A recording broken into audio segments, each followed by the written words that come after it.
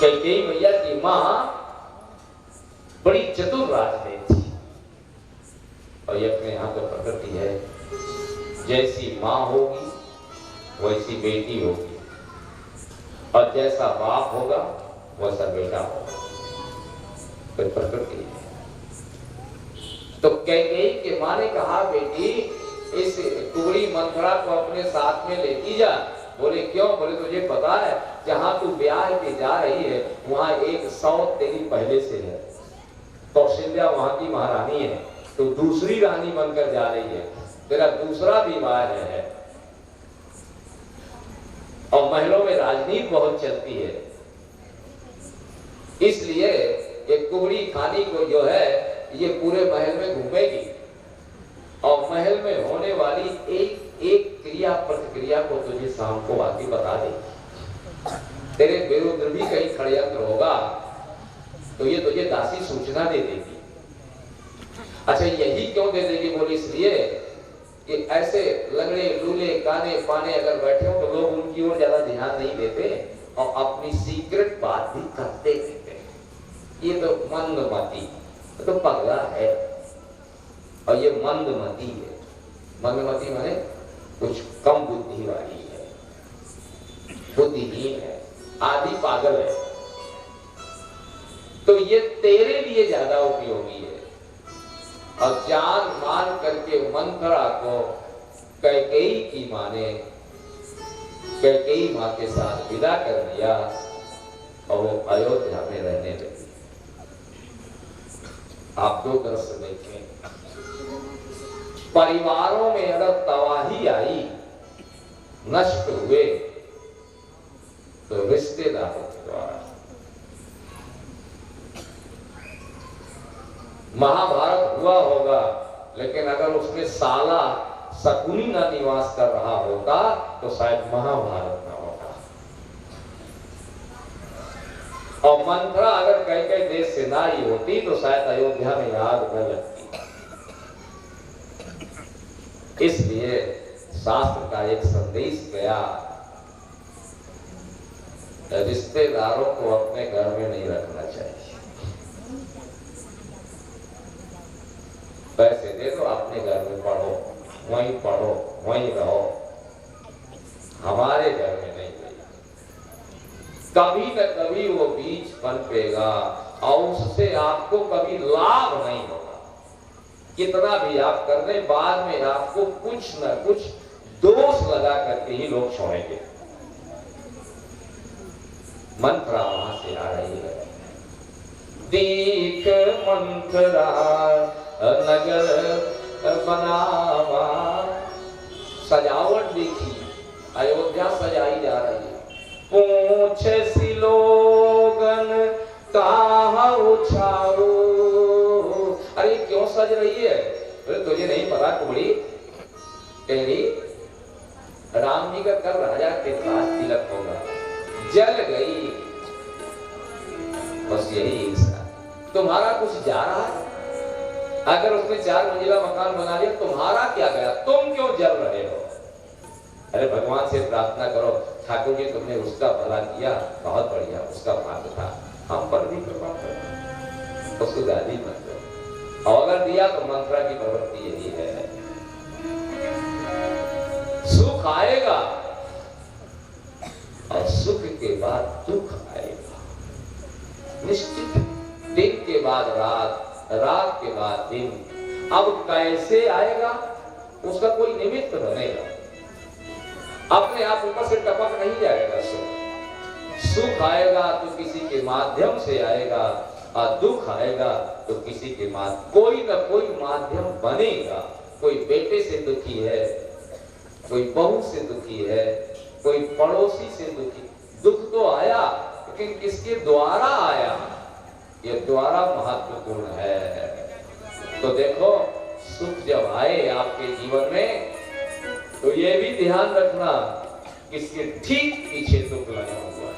सुख को निरखे केला, दुख को भुलाना।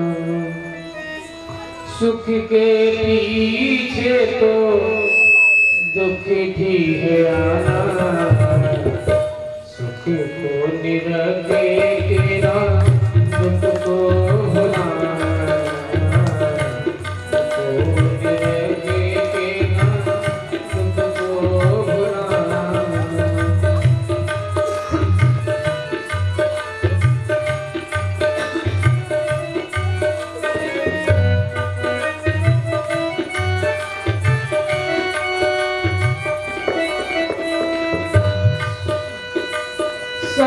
कहते हैं मुनिवर सारे, सच कहते हैं मुनिवर सारे, वेद पुराण यही तो पुकारे, वेद पुराण यही तो पुकारे।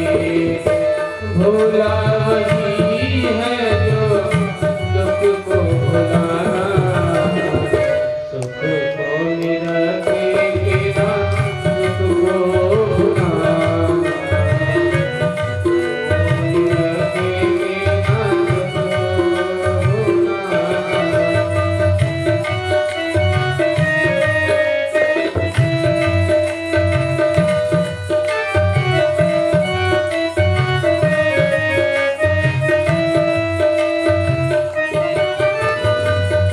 ये दुनिया है भूल भुलैया, ये सारा जग भूल भुलैया, सुख दुख दोनों है दुख और छैया, सुख दुख दोनों है दुख और छैया।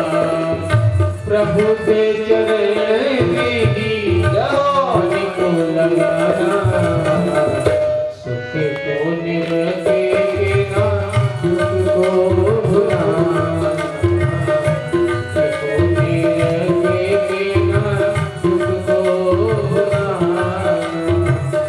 सुख के पीछे तो दुख भी आना,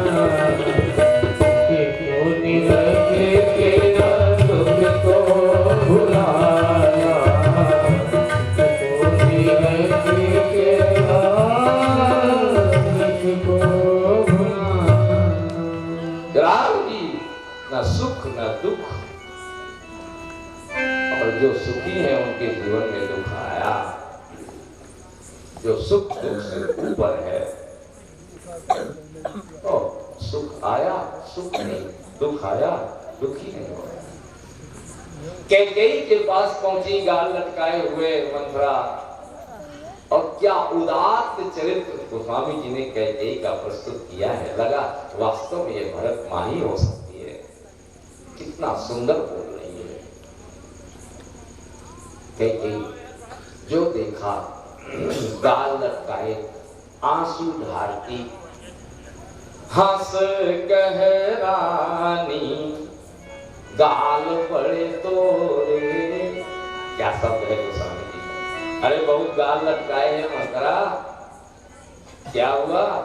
कुछ लक्ष्मण ने डांटा वाटा क्या? इसका मतलब लक्ष्मण जिसके ऊपर नजर रखते थे, जब गड़बड़ करेगी तो यही करेगी। दीन लखन सिख आसमन मोरे। कैकेयी ने कहा मुझे लगता है लक्ष्मण ने डांट दिया तो गाल लटक गए तेरे। क्या कारण है? बहुत आंसू। नारी चरित कर ढारे आंसू। बैठ गई कैकेयी के नीचे चरणों में और लंबी सांस खींच रही, बोल नहीं रही। कैकेयी तो कांप गई। इसका मतलब कुछ अयोध्या में अमंगल हो गया। ये कोई ऐसी सूचना लाई है कि कुछ बहुत गहरा दुर्घटना हुई है। कांप गई मां। सब है रानी का कास किन अकुशल राम मही पार। तेरे आंसू, तेरी लंबी लंबी सांस संकेत कर रही है कि कुछ दुर्घटना है। तो सबसे पहले तो ये बता, राम की कुशल से है? अच्छा देखिएगा, इससे झलकता है कि कैकेयी का सबसे ज्यादा प्रेम किसके ऊपर है। सीरियल से प्रेम हुआ करता है, ध्यान रखना। प्रेम कोई ऐसी वैसी वस्तु नहीं जो सबको बांट दी जाए। एक पिता के विपुल कुमारा लेकिन बाप भी अगर प्रेम करेगा तो कम ज्यादा करेगा। ये बात अलग है कि बाहर दिखावा करे, लेकिन उसके दिल में झांक कर देखना, किसी एक से उसका प्रेम ज्यादा होगा, वो चाहे 1 सेंटीमीटर ज्यादा हो। हम ज्यादा की बात नहीं करते। 4 बेटे हैं, चारों प्यारे हैं उसे, ऐसी कोई बात नहीं है, लेकिन थोड़ा वो कुछ अलग ही है। दशरथ जी के 4 बेटे नहीं, चारों प्यारे हैं। दशरथ जी कहते हैं हाँ, सब सुध प्रिय मोहि प्राण की नाई, तो सब बराबर है, बोले ना राम देत नहीं बनये राम से ज्यादा है। तो जब आपको कोई आपत्ति की सूचना मिले, जैसे लोग कहें मेले में भगदड़ मच गई और बहुत लोग मर गए, तो तुम कहोगे हमारा तो पूरा परिवार मिला गया था, तो सबसे पहले तो बेटा हम पप्पू ठीक है, माने आपको केवल पप्पू की चिंता है और मेले में सब मर जाए तो कोई लेना देना नहीं। ये प्रेम अनिष्टा संकी, प्रेमानिष्ट संकी। नारद भक्ति सूत्र में, नारद जी ने ग्रंथ लिखा है नारद भक्ति सूत्र, तो नारद भक्ति सूत्र में जहां उन्होंने प्रेम की परिभाषा लिखी है, प्रेम की डेफिनेशन लिखी है नारद जी ने, कैतो रहितम शब्दपाठ नहीं होता, प्रेम स्वरूपम। अब प्रेम का गुण क्या होगा, बोले प्रेमानिष्ट संकी, प्रेम हमेशा अनिष्ट की आशंका करता रहेगा, उसके प्रति गलत सोचता रहेगा। यदि आपका प्रेमी आपसे बाहर है और आप उससे दूर हैं, तो सबसे पहले अनिष्ट सोचेगा। ऐसा तो नहीं हुआ होगा कि भूखा हो, ऐसा तो नहीं हुआ होगा कि बेटा खाना न बनाए हो, वो पढ़ रहा है, ट्यूशन कर रहा है, सब कर रहा है, बाप मर जा रहा है, यहाँ लाइट नहीं है, पता नहीं वहां भी ना होगी, तो मच्छर तो न काट देंगे तो डेंगू हो जाएगा। अनिष्ट सोचेगा। तो जैसे ही मंत्रा के आंसू बहे, तो कैकेयी ने कहा कुछ गड़बड़ हो गया अयोध्या में। सभय रानी कहा सिक्किम, अरे जल्दी बता कुबड़ी, राम जी कुशल से हैं? अगर राम कुशल से है तो बाकी सब ठीक, क्या पूरी अयोध्या रसातल में चली जाए। कुशल राम फिर महिपाल। नंबर 2 पर कैकेयी का प्यार है दशरथ जी के ऊपर। लखन तीसरे नंबर पर प्यार है कैकेयी का लक्ष्मण के ऊपर। लखन भरत चौथे नंबर अपने बेटे का प्यार करती है। लखन भरत रिपु दमन सुन अभा कुबरी सार। छेद हो गया छाती में मंत्रा के। मैं राम के विरुद्ध खबर लेकर आई हूं, ये सबसे पहले राम की बात कर रही है। क्या पूछा तुमने? बोले राम जी कुशल से हैं। तो कैकेयी ने कहा एक बात बताएं महारानी, अब कुशल तो पूरी अयोध्या में केवल राम ही की है, अब बाकी सब की आफत है। उल्टा देखना, राम ही छाड़ कुशल के ही आजू, जे ही जनेश और देई युवराजू। अरे भाई राजा जिसे चाहे उसके सुख के लिए। दशरथ जी राम को कल तिलक दे रहे हैं, इसलिए आओ तो सबकी आफत है, कैकेयी को समाचार दे रहे। इसका मतलब तुम्हें अच्छा नहीं लगा?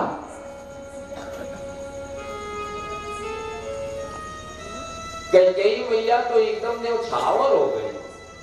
अच्छा सच्ची बता, कल राम का तिलक है? मंत्रा ने कहा हाँ। बोले ले 9 लखा हार ले सोने के कंगन ले। निछावर उतार उतार कर फेंकने लगी। बहुत अच्छी खबर लाई है। राम तिलक जो साचो काली। मुझे तो पता नहीं है, लेकिन अगर सही में कल तिलक हो रहा है मंत्रा, तो देव मांग मन भावत एक शब्द आली। आली माने सखी, प्रमोशन कर दिया, दासी से सखी हो गई। सच्ची बता, राम तिलक है कल? मंत्रा ने कहा यहाँ तो पासा उल्टा पड़ रहा है, मैं आई थी आग लगाने, यहाँ तो पानी बरस रहा है। लेकिन फिर भी तुलसीदास जी महाराज कहते हैं, ये घर फोड़ने वाले, ये भाई भाई के बीच में दरार पैदा करने वाले, ये देवरानी जेठानी के बीच में सांस डालने वाले पड़ोसी, चाहे जितनी लातें मारो, भगाओ, अपमान करो, जब तक तुम्हें फोड़ न देंगे तब तक वो पीछे हटने वाले नहीं। मंत्रा इधर अपमान खा रही है, इसलिए गोस्वामी जी एक चौपाई लिख रहे हैं, को न कुसंगति पाय नसाई। अयोध्या में कुसंग की महिमा बताई जा रही है और लंका में सत्संग की महिमा बताई जा रही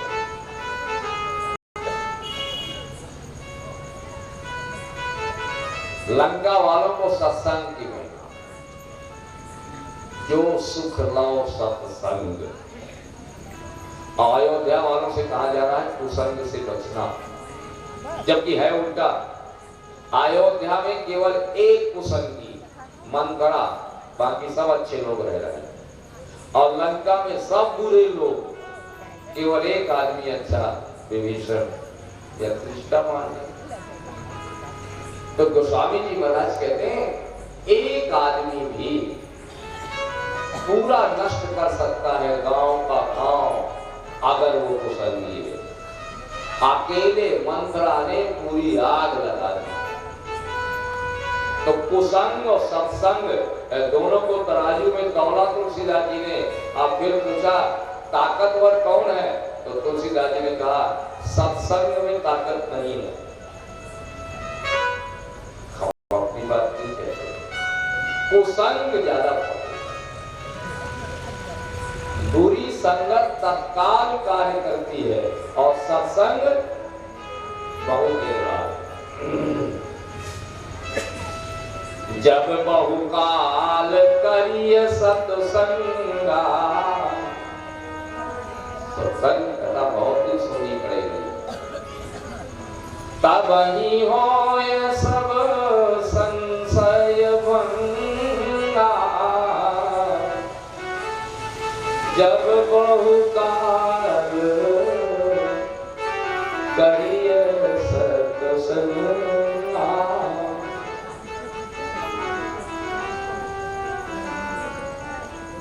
हमें ऐसा लग रहा है जैसे कुछ संकीर्णता दिखाई दे रही हो बैठने वालों। एक बात देख लें, दरी हमने कहा था थोड़ा पीछे की और बिछा दीजिएगा। बढ़ाई गई है, तब वो छोटी हो गई।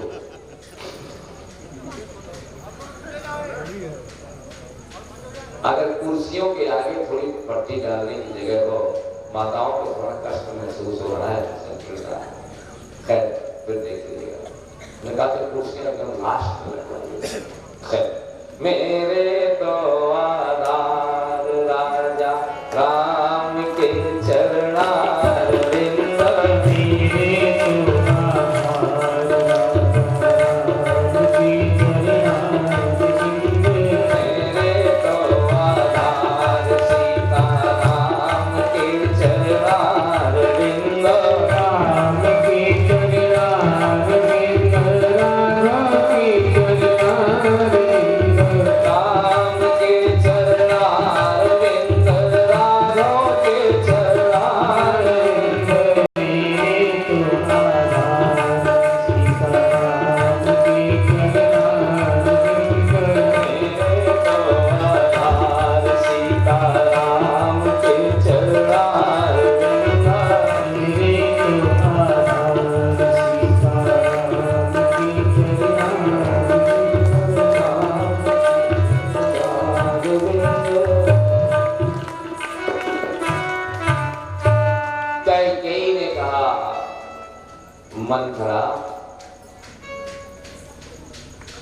प्राण ते अधिक राम प्रिया मोरे।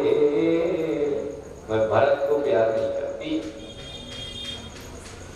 अब तू जानती है मेरी दासी है, विवाह से अब तक मेरे साथ रही है, मेरे महल में रहती है और जान नहीं पाई।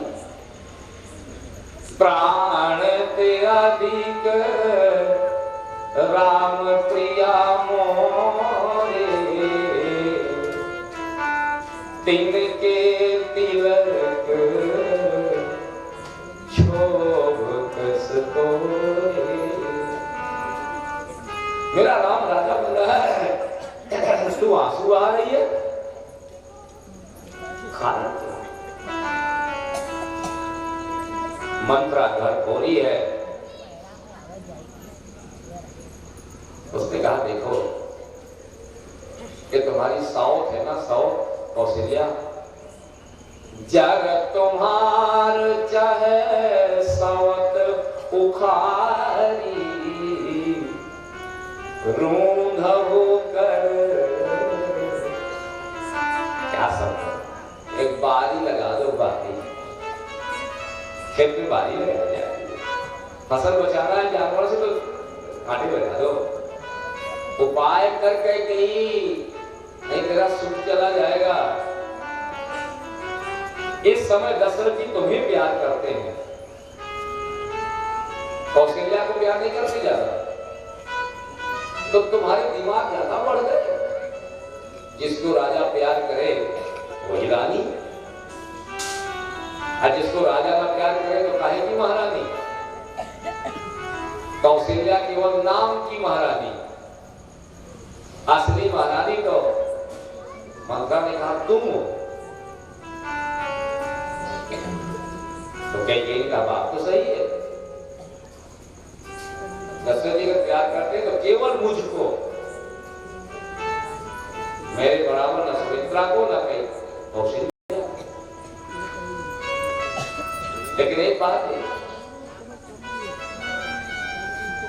उल्टा भर रही है, बोले तुम्हारी जो सवत है कौशल्या, उसका लड़का राजा बनेगा जब, तो राजमाता कौन होगी? कौशल्या। बोले हाँ होगी, जिसका लड़का राजा बनेगा उसी की तुम मां राजमाता हो। हाँ, फिर धीरे धीरे दशरथ जी के हाथ से संपत्ति चली जाएगी। हाँ, जब राजा राम होंगे तो पिता के पास क्या रह जाएगा? चाबी ताला दे दिया गया तो पिता के पास बचे ही क्या? तो जब दशरथ जी के पास कुछ ना रह जाएगा तो तुम्हें चाहे जितना प्यार करें कैकेयी, तुम्हें मिलेगा क्या? इतना लंबा खाका खींच